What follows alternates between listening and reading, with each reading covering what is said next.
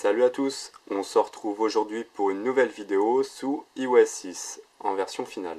Apple a annoncé plus de 200 nouvelles fonctionnalités, en tout cas pour l'iPhone 4S, un petit peu moins sur l'iPhone 4.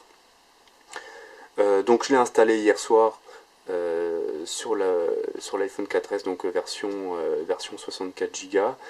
Et donc on va voir maintenant tout ça donc en détail, hein, la version complète avec en gros toutes les nouvelles fonctionnalités.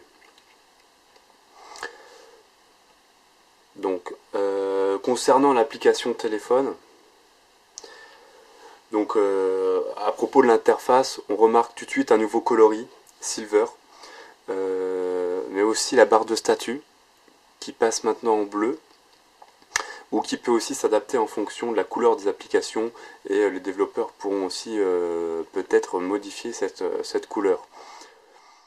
Voilà, donc ce que je vais faire, c'est que je vais appeler avec le téléphone d'un pote, et donc on va voir les nouvelles fonctionnalités de l'application téléphone. Alors je vais laisser sonner. Voilà, donc le contact appelle, on a le choix de répondre ou de refuser, et ici on a, dans le même principe que l'appareil photo, on va pouvoir soulever et répondre directement par un message ou me rappeler plus tard, dans une heure, je pars, etc.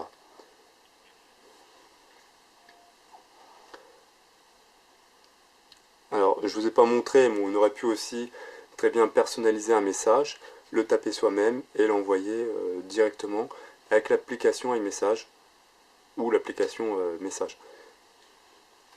Voilà, pour l'application téléphone. Alors, faites pas attention, moi je les ai disposés dans cet ordre-là, c'est comme ça que j'ai l'habitude d'avoir les icônes sur le Springboard.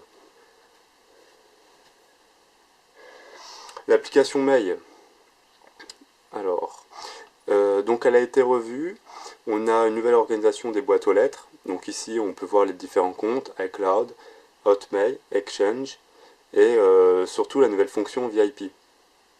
On va pouvoir mettre entre guillemets des personnes importantes, des personnes dont le courrier va être plus important, on va pouvoir le mettre en avant avec une étoile. Le principe est de pouvoir les avoir toujours en haut de la boîte de réception plutôt qu'elles se perdent au fin fond de votre boîte mail quand vous recevez beaucoup de mails. On a aussi la fonction pull to refresh, un petit peu dans le même style que Facebook, voilà, en tirant vers le bas.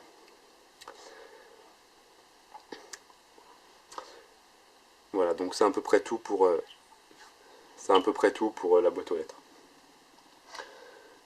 Concernant l'application Safari, alors, elle a été revue aussi, alors beaucoup de changements, pas de niveau esthétique, mais surtout au niveau des chargements, il est beaucoup plus rapide. On a enfin le mode plein écran, et les onglets iCloud. Voilà, donc là si je vais là, alors j'aurais pu revenir ici, on voit les onglets qui sont ouverts sur Safari, sur mon ordinateur. Donc voilà, par exemple celui-ci. Et on va pouvoir directement accéder aux onglets systématiquement, ou plutôt simultanément en même temps que sur l'appareil iOS. Voilà. Ici, alors si on voit en haut, c'est marqué recherche. Avant c'était marqué Google ou Yahoo, le moteur de recherche par défaut.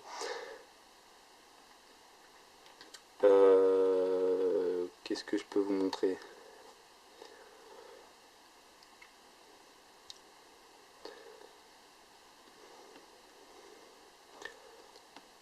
Bon, on va aller sur le site d'Apple. Voilà. Voilà, donc il n'y a pas de souci, hein, ça charge très bien. Si je voulais vous montrer le mode plein écran, ici, et ici la touche précédente.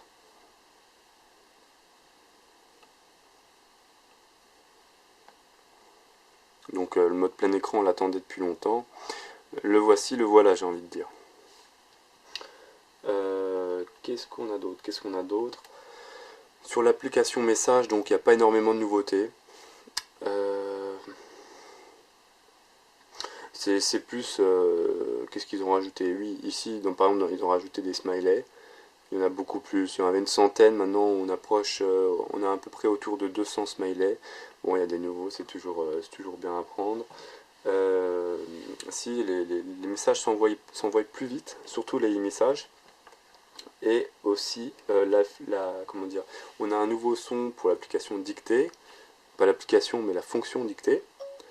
Voilà, c'est très léger, hein, c'est juste au niveau de l'atténuation.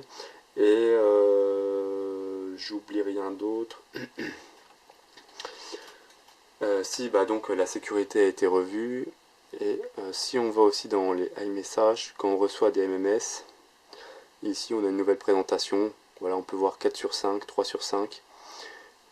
Et on va pouvoir ici l'envoyer dans les applications et l'enregistrer un petit peu où on veut. Voilà. Ensuite, l'application réglage, donc on a une nouvelle icône. Bon, elle a juste été refaite très légèrement. Elle est un peu plus belle, mais surtout c'est l'organisation. Elle a été réorganisée complètement. Toutes les options ont été placées et repensées différemment. Le Bluetooth en haut avec le Wi-Fi. Donc ça c'est quand même cool parce qu'avant c'était dans le général, Bluetooth, fallait activer, en tout cas c'était pas très pratique. Voilà, ici tout ce qui est confidentialité, les applications qui vont accéder au contact, au calendrier, etc. Donc iCloud, tout ça, donc tous les trucs un petit peu sérieux, et sinon ici tout ce qui est médias, donc photos, vidéos, musique, iTunes, tout ce qui est réseau social. Alors il va falloir passer par là pour pouvoir rentrer les codes et mots de passe, je veux dire l'identifiant et mots de passe, afin qu'ils soient intégrés à iOS, le compte. Donc là c'est mes applications, et c'est où que je voulais vous montrer.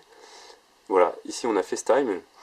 Maintenant, il est ouvert au 3G. Alors, ça c'est quand même pas mal, puisque on peut se téléphoner entre iPhone 4S ou iPhone 5, je sais pas, même tablette pour l'iPad 3.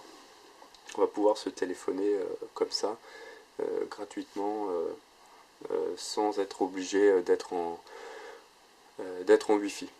Voilà. Donc, par contre, l'option n'est pas disponible pour l'iPhone 4. C'est un petit peu dommage, mais voilà. Voilà. Hop, on revient ici. Si on va du côté du Notification Center, on peut maintenant publier directement sur Facebook, mais aussi sur Twitter. Alors moi, j'ai pas de compte Twitter, mais on aurait très bien pu avoir l'option Twitter en haut et pour tweeter directement. Sinon, pour publier, voilà, il nous suffit de toucher, tac, tac, tac, on met le message, on tape sur publier et c'est bon, ça roule. Voilà, c'est à peu près tout. Alors maintenant Siri, puisque c'est quand même l'une des fonctions principales de l'iPhone 4S, mais aussi de l'iPhone 5, puisque maintenant il est en version finale. Donc on a maintenant les différentes langues. On en a, je sais plus, à peu près une vingtaine. Comparé à avant, il y en avait 3 ou 4. Donc elle est disponible en italien, en espagnol. Attendez, on va aller les voir, c'est plus simple. On se rend ici, dans Général, on a Siri, langue, et on va pouvoir comme ça très facilement les changer. Donc espagnol, chinois, coréen, anglais, allemand, donc les différents français, japonais, etc. Voilà. Donc il y en a vraiment pas mal maintenant. Et surtout à savoir, maintenant il est sorti de sa version bêta, donc là on est sur une version finalisée. Alors si on revient ici, on a toujours le petit i qui nous indique les choses qu'on peut faire à Siri, comme appeler des contacts, ouvrir une application, ça c'est une nouveauté. Publier sur Facebook, on énonce ce qu'on veut publier, il va publier directement, etc. Donc là il y a des nouveautés comme quels films sont à l'affiche, tout ça, bon c'est une petite chose en plus. Bon, on va essayer ça. Dis à Christelle que je prends le train à 16h30. Voilà, donc là c'est tout de suite beaucoup plus rapide. Donc il a compris, il n'y a pas de souci. Non. Alors on peut toujours bien sûr lui dire de faire des recherches. Voilà, on annule. Rechercher Tim Cook sur le web. Recherche de Tim Cook sur le web.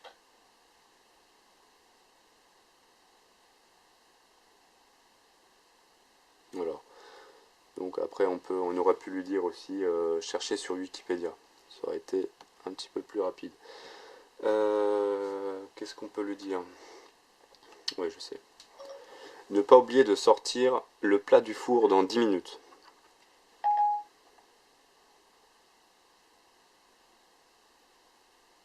Voilà votre rappel. Voilà, donc là en fait ce qu'il a fait c'est créer un rappel et dans 10 minutes, donc par rapport à l'heure qu'il est en ce moment, il va me faire sonner. Il va me dire sortir le plat du four.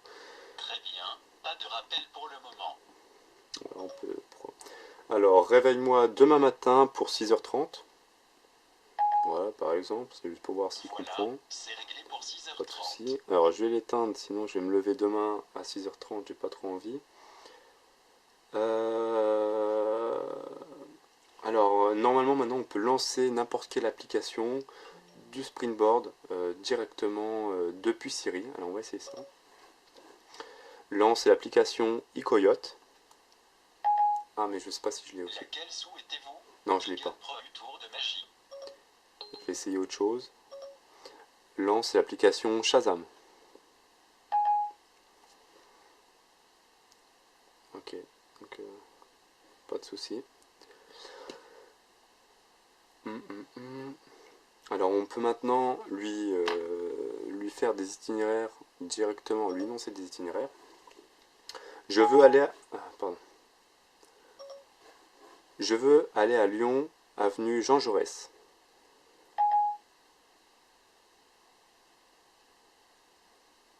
Recherchons avenue Jean Jaurès, Lyon. Ça cherche, ça cherche. Suivez cet itinéraire pour vous rendre à avenue Jean Jaurès, Moulins. Peut-être cela ne correspond-il pas exactement à votre requête. Donc là, il nous demande de vérifier pour être certain. Voilà, donc il n'y a pas de souci, hein, c'est bien Lyon.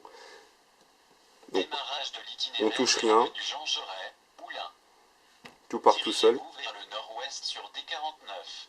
Donc là, je suis pas sur la route, c'est normal. Tout va bien. Ici en haut, on a les informations supplémentaires. Alors, je vais zoomer. Voilà. On a 2-3 infos supplémentaires comme l'arrivée prévue. Donc si je pars tout de suite, on sera arrivé pour 22h. Donc ça fait 4h18 de route, 436 km, étant donné que je suis à Nancy. On a la touche aperçu, donc pour voir le chemin global, pour voir si on ne se trompe pas trop. Et ici, l'itinéraire, donc les différentes déviations, etc. Voilà. Tout ça c'est bien sympa. Donc là il n'y a pas de péage, sinon il nous l'aurait signalé. On peut facilement voilà, zoomer. Donc je vous présenterai l'application Maps un petit peu plus tard dans l'application, un petit peu plus tard dans la vidéo. Vu que ça va durer assez longtemps, je préfère vous parler déjà des nouvelles fonctionnalités. Donc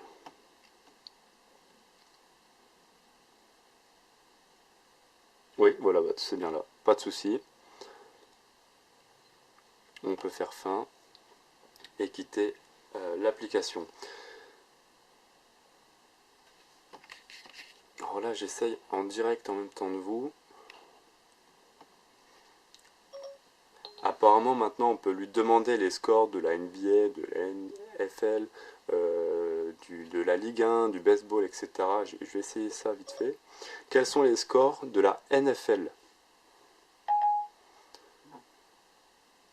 Broncos s'est finalement incliné face Falcon avant-hier, Super. avec un score de 21-27. Quels sont les scores de la NBA?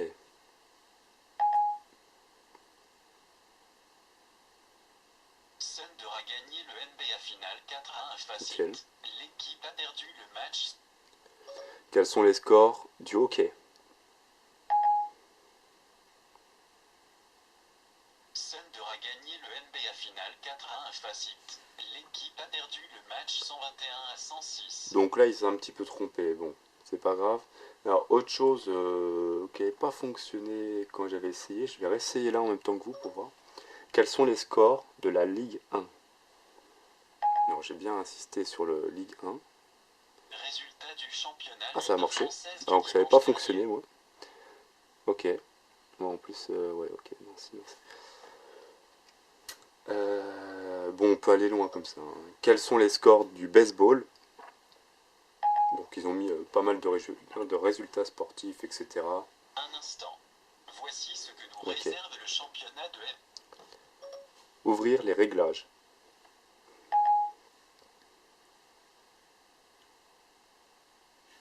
Ok. Alors maintenant on peut aussi lui demander des infos par rapport au film, etc. Alors par contre la fonction là n'est disponible malheureusement qu'en anglais. Alors on va essayer ça.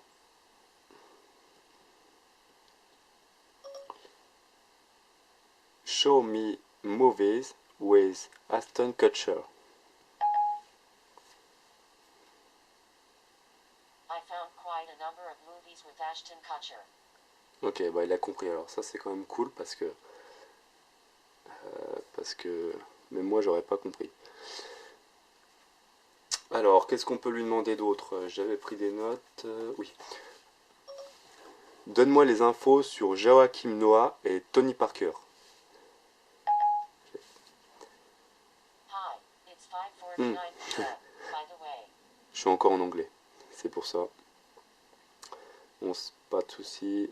On se remet en français France. Donne-moi les infos sur Joachim Noah et Tony Parker.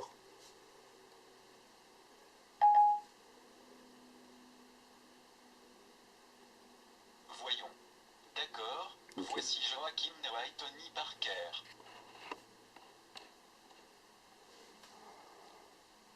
Super. Voilà.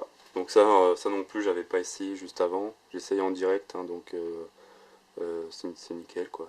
Tout fonctionne apparemment. Hop, on revient là. Je vais vous parler vite fait de la fonction ne pas déranger, mais elle est pas mal. Elle était très attendue cette fonction. Elle est très intéressante. Il suffit donc de l'activer là, et en fait, on va pouvoir la régler donc dans notification et configurer des horaires. Donc pour pas être dérangé, donc là moi j'ai mis par défaut, hein, j'ai laissé par défaut de 7h, pardon, de 22h du soir à 7h du matin. Donc pendant la nuit, on va pas recevoir de notifications, ça va pas faire de bruit. On va les recevoir, mais ça va pas faire de bruit. Voilà, c'est la différence avec le mode avion. Euh, sauf si par exemple on a quelqu'un d'important, ou comment dire, on va pouvoir paramétrer, voilà, autoriser les appels des favoris. Donc ça peut être, je sais pas moi, notre patron, notre femme, etc. Qui vont pouvoir sonner. Donc soit des SMS ou des appels. Voilà. Donc on a la petite lune en haut qui se met, comme ça on sait que le mode ne pas déranger est activé. Et ça peut être pratique aussi même en réunion, hein. Euh, voilà, voilà. Alors, l'application photo maintenant. L'application photo, alors on remarque ici un nouvel onglet, enfin en tout cas moi je l'avais pas avant. La fonction, c'est quoi? C'est mon flux de photos. Voilà, donc en fait on a la possibilité de pouvoir créer des albums directement et de les partager avec ses amis. Donc c'est une fonction qui est très intéressante et surtout qui était très attendue. Alors ici on a un petit plus, voilà, on indique la personne à qui on veut la partager, donc moi par exemple je vais la partager avec Pascal. Ici voiture, voilà, on va partager le flux de photos et on va mettre qu'il est disponible même sur le site web. On crée ça et voilà, donc là la personne va être notifiée, va pouvoir visualiser les photos directement depuis son iPhone ou même depuis un site web, depuis iCloud. Alors sinon, je voulais voir ça. Par exemple, là, j'ai une photo avec une voiture. Je voulais la partager. Est-ce que c'est possible? Voilà, on a flux de photos. On la met dans voiture. Et on va pouvoir l'envoyer comme ça très facilement. Hop.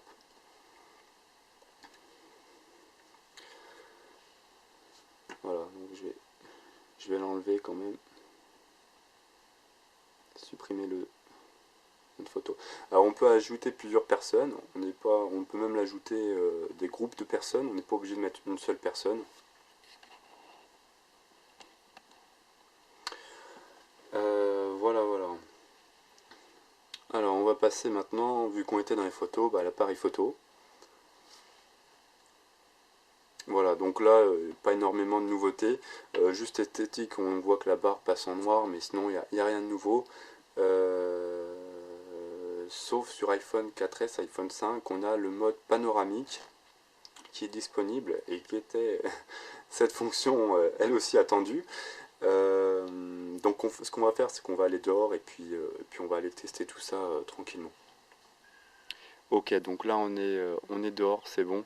On va maintenant pouvoir tester le nouveau mode panoramique de l'appareil photo. Donc je vous rappelle qu'il est disponible uniquement pour l'iPhone 4S et l'iPhone 5.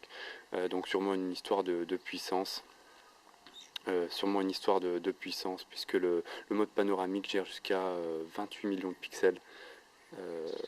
Donc voilà. Alors il suffit de nous rendre sur la touche option, de sélectionner panoramique. Et là on va devoir slider, ou plutôt glisser l'iPhone de la gauche vers la droite en suivant la ligne bleue. Alors je vais commencer ici. Voilà, donc là je clique sur le bouton appareil photo et on scanne.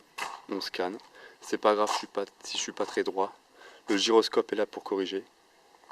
Et voilà. Donc là, il vient d'enregistrer ma photo panoramique, excusez-moi. Je la sélectionne et on a un rendu super. Alors on va devoir zoomer un petit peu quand même. Hop là. Donc là j'ai beaucoup d'ombre, hein, c'est un petit peu dommage.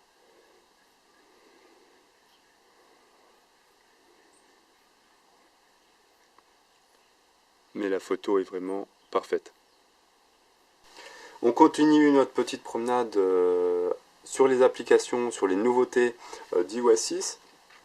Alors on va aller du côté de l'application météo. Elle a juste reçu une petite modification esthétique, donc qui en valait le coup puisqu'elle est passée maintenant au Retina. J'ai envie de dire enfin. Donc bon, elle est, je sais pas si on s'en rend compte, mais elle est plus belle. Alors en tout cas, ici sinon c'est toujours pareil. Hein, on avait l'heure. Ici on défile, oui non. Donc ça n'a pas changé. C'est juste de l'esthétisme. Maintenant, on va passer à l'application Passbook qui est intégrée nativement à iOS 6 et disponible sur tous les appareils compatibles iOS 6. Donc que ce soit iPhone 4 jusqu'à l'iPad 2 et jusqu'à l'iPod même.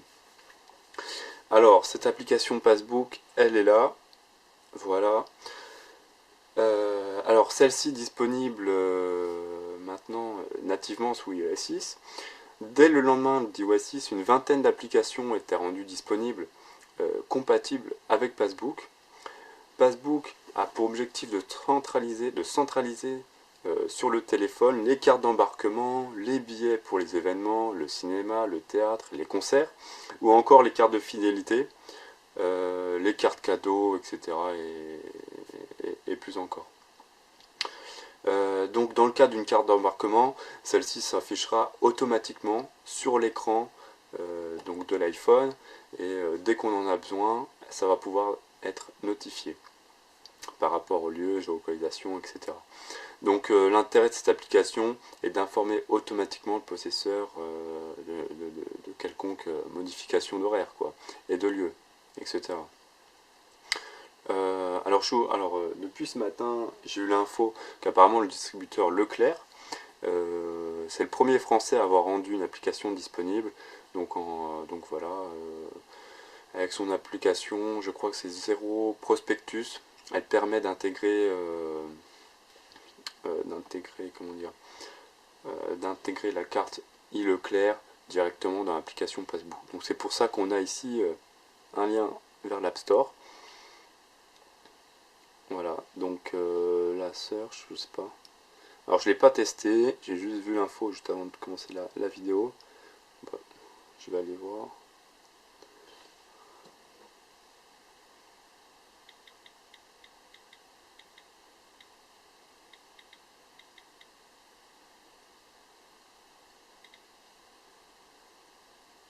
Voilà.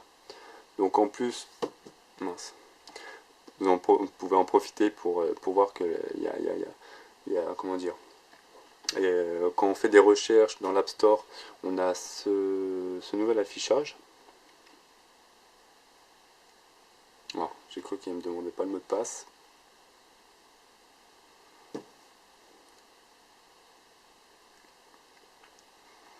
Ok, donc bon, on verra ça peut-être plus tard ou je regarderai ça. Alors, on était dans l'App Store, on va continuer dans l'App Store. Alors, l'organisation de l'App Store a été revue. C'est une bonne nouvelle, c'est même une très bonne nouvelle puisqu'elle n'a pas été modifiée depuis, depuis que l'App Store est sorti, c'est-à-dire il y a 4 ans. Je vous laisse regarder la nouvelle disposition des applications. Ici, on va pouvoir slider de la gauche vers la droite, ici aussi. Voilà, les nouveautés, etc. Donc là, on est sur l'onglet sélection. On a toujours l'onglet classement, donc les payantes, les gratuites, ici les rentables, je crois, ouais, c'est ça. Quand on télécharge une application, voilà, donc on a une nouvelle présentation, tout de suite les screenshots en haut. Alors moi j'aime bien parce que j'allais tout le temps voir les screenshots avant de lire les détails. Les avis, voilà, donc super bien noté, ou presque, en tout cas dans la moyenne. Ici, je clique sur installer, elle se télécharge toute seule. On ne revient plus sur le Springboard comme avant à chaque fois. On a la petite barre de chargement qui se met là. Alors ça va partir. Ah oui, c'est parce qu'elle elle télécharge encore l'autre application. Et normalement, on la retrouve sur le Springboard. On va aller voir. Voilà, donc elle est là. Elle est en attente. C'est pour ça. Il est 18h. Ok. Les mises à jour, voilà, donc elles sont là. Je sais pas si j'ai des mises à jour. Non, il n'y en a pas. En tout cas, c'est plus fluide. C'est vraiment une belle mise à jour. Du côté d'iTunes, de l'application iTunes sur iPhone en tout cas, l'interface a aussi été complètement revue. Voilà, ça marche super bien. Donc les nouveautés, les albums. Donc là, on est sur la musique, hein. C'est un peu le même style que sur l'App Store. Ici, l'onglet film. Oui, c'est vraiment bien. Avec les nouveautés, pareil en haut, les sélections, classement. On a des autres onglets qui se cachent un peu partout. Ça c'est quoi? Je sais pas, historique. Okay. Et série TV. Bon, on va aller voir quelque chose, n'importe. Homeland. Ça. Donc ici, hein, pareil, voilà. Ok. Je pensais pouvoir regarder un morceau.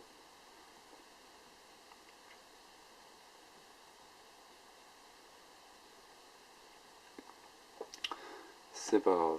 Et autre, qu'est-ce qu'on a? Livre audio. Oui, parce que l'application podcast a été supprimée même. Il faut la télécharger sur l'App Store. D'ailleurs, elle est pas mal, je vous invite à la télécharger. Moi, je l'ai mise ici.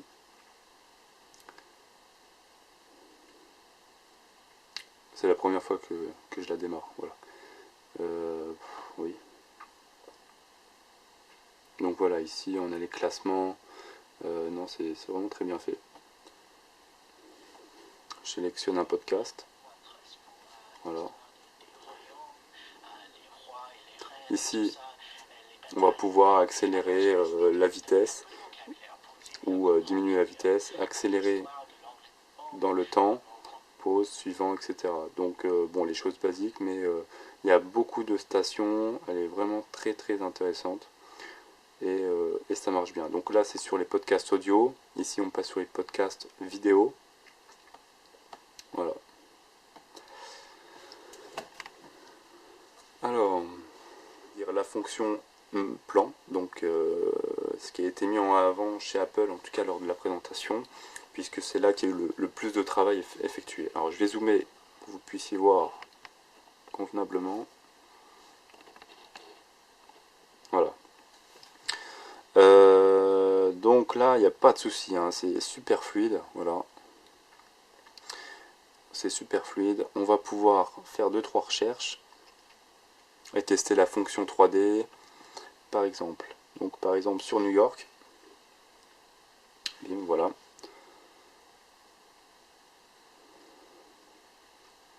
Donc là, on est sur le mode plan normal. On peut passer sur un mode mixte ou satellite. On va essayer le mode mixte. Voilà. Ou le mode satellite. Alors justement, je vais en profiter pour vous montrer la fonction 3D.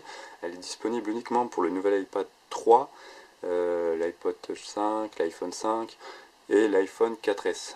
Donc pas d'iPhone 4, sûrement, puisque vous allez voir, c'est assez... il y a pas mal de choses à gérer, c'est assez lourd, je pense. Donc là, il suffit de passer à 2 doigts ou d'appuyer sur le bouton là. Et voilà, donc là on a la fonction 3D, donc là ça c'est super, moi j'adore. Alors malheureusement on n'a pas toutes les villes, on a les grandes villes américaines, on a Londres, on a Lyon en France, je crois qu'il n'y a même pas encore Paris, ils sont sûrement en train de le faire. Alors on va zoomer encore. On peut même pivoter dans ce sens-là.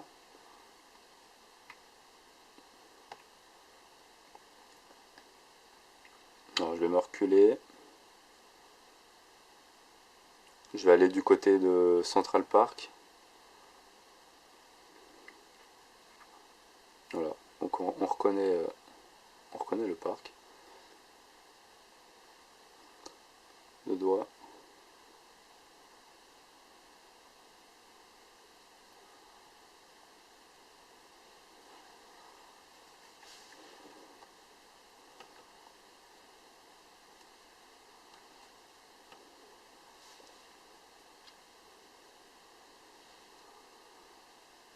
Voilà, et comme ça on va pouvoir survoler les rues très facilement. Alors, je peux zoomer encore peut-être.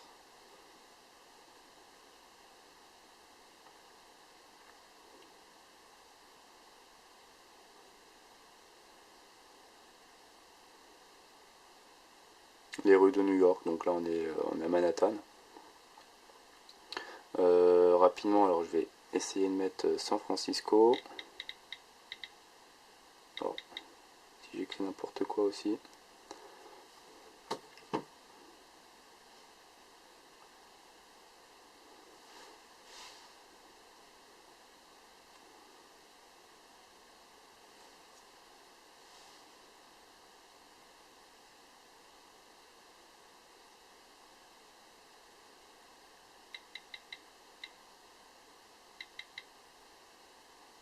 Ok. Autant pour moi, j'ai fait une faute d'orthographe.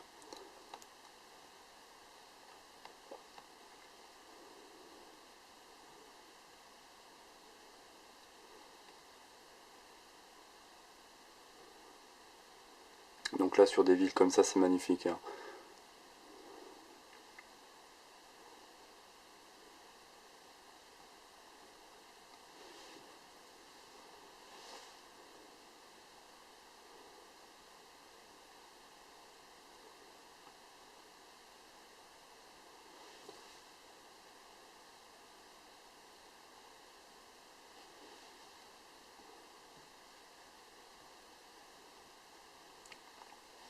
Voilà, ici on peut la désactiver.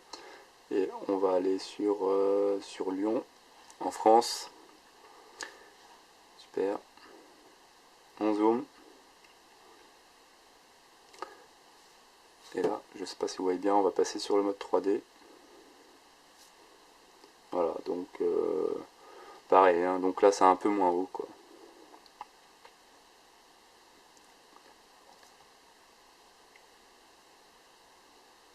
très joli.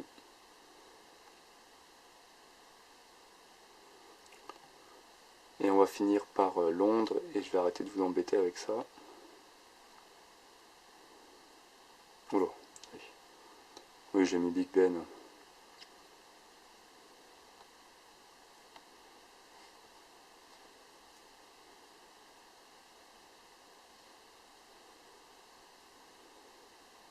Ici, on a affilié à le web, yeah. Donc on a des infos, des avis et des photos. Alors c'est comme ça un petit peu partout, hein.